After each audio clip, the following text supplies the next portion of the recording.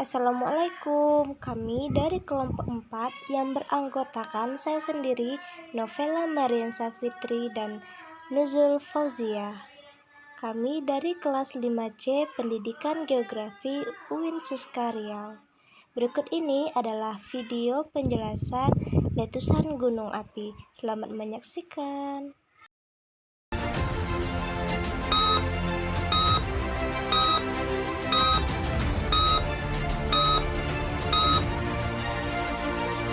Anda tentu pernah mendengar bahwa negara kita Indonesia dilewati oleh rangkaian jalur gunung api. Itulah sebabnya kita punya banyak sekali gunung api aktif yang dapat meletus sewaktu-waktu. Pada tanggal yang sama, yaitu 10 April 2020, terjadi letusan Gunung Merapi dan Gunung Anak Krakatau.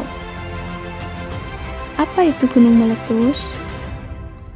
Gunung meletus adalah peristiwa keluarnya endapan magma dari dalam perut bumi yang didorong keluar oleh gas yang bertekanan tinggi. Pernahkah kalian berpikir bagaimana suatu gunung api dapat terbentuk? Mari kita cari tahu bersama-sama. Planet kita Bumi mempunyai struktur lapisan tertentu, terdiri dari lapisan kerak bumi, lapisan terselubung, dan inti bumi. Pada lapisan kerak ini terjadi pergerakan yang kita sebut dengan teori tektonik lempeng. Lempeng bumi ini berbentuk patahan yang menjadikannya beberapa lempeng. Lempeng yang berada di lautan disebut dengan lempeng samudra, sedangkan lempeng yang berada di darat disebut lempeng benua. Masing-masing dari lempeng tersebut bergerak antara satu dengan yang lain. Pergerakan relatif dengan kecepatan 5-10 cm setiap tahun. Ada 3 jenis pergerakan lempeng yang umum. Yang pertama, gerakan lempeng saling menjauhi atau disebut divergen. Yang kedua, gerakan lempeng saling mendekati atau konvergen. Yang ketiga, gerakan sejajar berlawanan arah atau transform. Pergerakan antar lempeng inilah yang kemudian menyebabkan adanya rekahan pada struktur lapisan tanah bumi. Rekahan tersebut yang kemudian dimanfaatkan oleh magma bertekanan tinggi yang terdapat di dalam bumi hasil dari pergerakan lempeng sebagai jalur untuk keluar.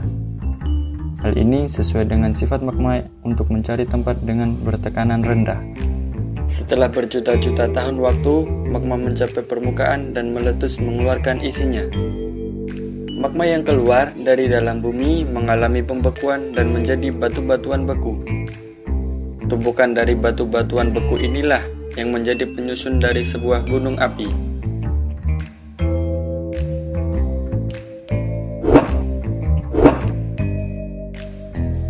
Untuk lebih jelasnya, kita ambil contoh di Indonesia. Indonesia memiliki 3 buah lempeng, yaitu lempeng India-Australia, lempeng Eurasia, dan lempeng Pasifik. Kita lihat di Pulau Jawa. Di Pulau Jawa terdapat banyak gunung di atasnya. Hal ini disebabkan pertemuan antara 2 lempeng, yaitu lempeng Eurasia dan lempeng India-Australia. Lempeng Eurasia yang merupakan lempeng benua saling mendekati dengan lempeng India-Australia yang merupakan lempeng samudra. Dikarenakan struktur lempeng samudera lebih lemah dibanding lempeng benua, mengakibatkan lempeng samudera menunjam ke bawah. Pertemuan kedua lempeng ini menyebabkan kondisi struktur tanah mengalami rekahan-rekahan. Magma yang terbentuk di dalam tanah akibat melelehnya batuan dalam tanah akibat pergerakan lempeng ini menekan melalui rekahan-rekahan tersebut. Magma tersebut terus mengalir hingga ke permukaan dan menjadikannya letusan. Magma yang telah keluar dan menjadi lava ini selanjutnya mengalami pembekuan menjadi batu-batuan beku. Batu-batuan beku inilah yang menjadi penyusun dari gunung berapi.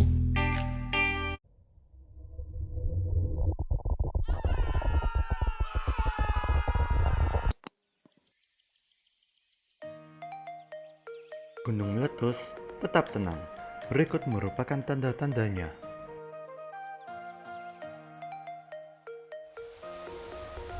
Pertama, sebelum gunung akan meletus, hewan-hewan akan merasa gelisah dan meninggalkan daerah sekitar gunung. Kedua, adanya peningkatan aktivitas gempa di daerah gunung. Ketiga, muncul abu vulkanik dari gunung hingga radius 18 km. Selalu memeriksa info terbaru status gunung. Usahakan tetap tenang dan selalu waspada. Bawalah barang-barang yang dirasa perlu dan berharga. Terakhir, segera menuju ke tempat pengungsian yang telah ditentukan. Itulah yang harus kalian ketahui dalam menghadapi bencana gunung meletus. Dan ingat, kenali ancamannya, kurangi resikonya. Dan apa yang harus diketahui dan dilakukan sebelum letusan gunung api terjadi? Yang perlu dilakukan antara lain: pertama, memantau terus-menerus status gunung api baik dari normal, waspada, siaga, atau awas. Kedua, membentuk tim tanggap darurat ketika aktivitas gunung berapi meningkat. Ketiga, menghafalkan jalur evakuasi berdasarkan peta kawasan rawan bencana. Keempat, menetapkan lokasi pengungsian dan memastikan fasilitas penunjang siap pakai. Kelima, memperhatikan jalur aliran lava atau lahar. Keenam, melakukan penyuluhan dan pendidikan serta simulasi evakuasi kepada warga dekat puncak gunung. Kemudian, apa yang perlu disiapkan sebelum letusan gunung api terjadi? Yang perlu disiapkan antara lain: pertama, siapkan masker dan pelindung mata. Kedua, siapkan kotak P3K dan tas siaga yang berisi dokumen penting dan makanan minuman instan. Persiapan yang matang dan cermat akan sangat besar manfaatnya ketika terjadi letusan gunung api. Lalu, apabila letusan terjadi, apa yang harus dilakukan? Pertama, tetap tenang, jangan panik, dan jangan terpancing isu. Kedua, hindari daerah rawan bencana seperti sungai, jurang, lereng gunung, lembah, dan aliran lahar. Ketiga, matikan semua aliran yang ada di dalam rumah, seperti aliran air, listrik, dan api. Keempat, lindungi diri dari abu vulkanik dengan memakai topi, pelindung mata, masker, jaket, celana panjang, dan sepatu. Kelima, segera menuju ke titik kumpul evakuasi dan jangan lupa mengunci rumah. Keenam, ikuti instruksi petugas terkait skema pengungsian.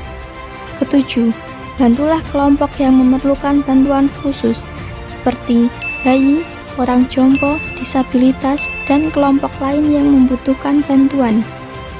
Kemudian, apa yang harus dilakukan setelah letusan gunung api? Yang pertama, jauhi wilayah yang terkena hujan abu dan aliran lahar. Kedua, hindari berkendara di tengah hujan abu, karena dapat merusak kerja mesin kendaraan. Ketiga, jika sudah aman, bersihkan atap rumah dari timbunan debu vulkanik agar tidak menyebabkan atap runtuh. Keempat, selalu berdoa kepada Tuhan Yang Maha Esa. Gunung meletus jangan ditakuti, tapi perlu diwaspadai. Tetap tanggap, tangkas, tangguh dalam menghadapi bencana.